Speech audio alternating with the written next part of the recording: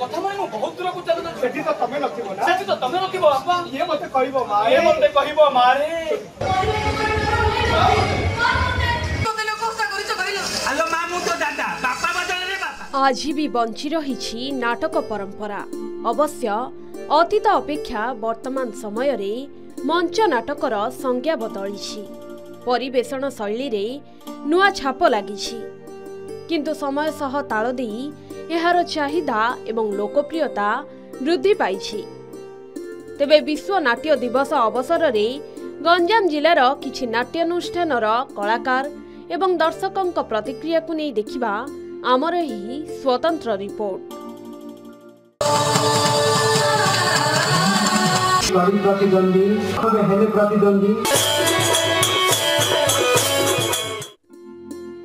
मंच पाई नाटकटीए लोड़ा पड़िले नाटक पाई कलाकार को खोजा पड़े, आउ कलाकार अभिनय को चाहि रही थांती दर्शक।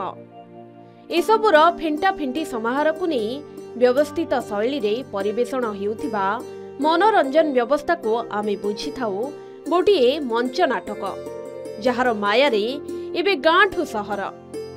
गंजाम जिलार अधिकांश ग्रामांचल रे चलीछि मंच नाटक।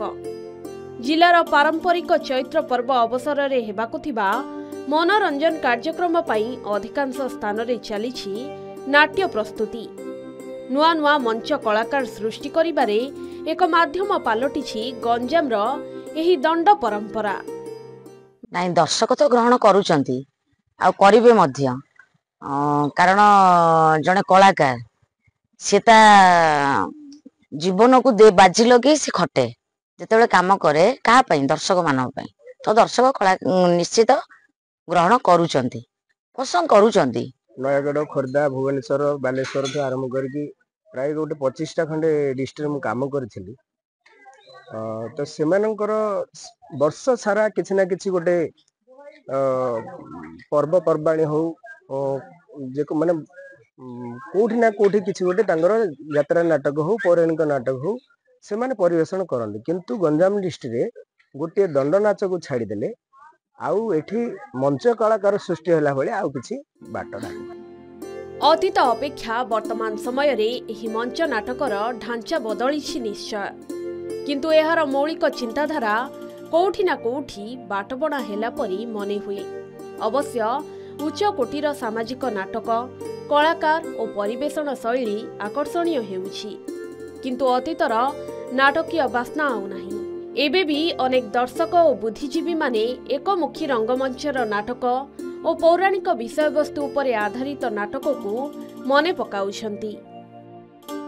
सामाजिक नाटक जो प्राधान्य दिया होची ता उपरे जो आमर बाहर आसुंदी चित्रालय हुअंतु, कलाकार हुअंतु, महिला कलाकार हुअंतु कि मेलोडी जो हुअंतु, ता उपरे जो कठोर नियम रहउची माने आर्थिक दंड ता उपरे हुए तो आम गाँटा बड़ गाँ मैनेज करी होची ठेला पेला है कि जो जो छोट गाँव रे सब चाहूँगी से माने से जिनसटा हो पारुनी, तो से तंटियाली होची, तो तेणु किछि लोक माने एटा गोटे जिनस जो कंपटीशन होची से कंपटीशन रे अन्य परिचालना कमिटी मध्य आम भली बळी पड़ुचंदी। समुदाय राज्यर विभिन्न स्थान रे हेउथिबा उच्च कोटीर यात्रा नाटक बा ओपेरा को नहीं दर्शकों आग्रह जेतिकी वृद्धि पाउछि, सेही क्रम रे किछि नाट्य अनुष्ठान रे परिवेषण हेउथिबा अश्लीलता सेतिकी प्रसंग तैयारी करुछि, जहां मंच नाटक परंपरा उपरे प्रहार करुछि। तो एबे से आग्रहटा रहउनी काहेकि ना जो आग पौराणिक होउथिला समस्त नाटक समस्त देखिया खुशी होउथिले, माने पूरा समस्त बसिकी माँ भौणी भाई गोटे जगह बसिकी देखिले होउथिला।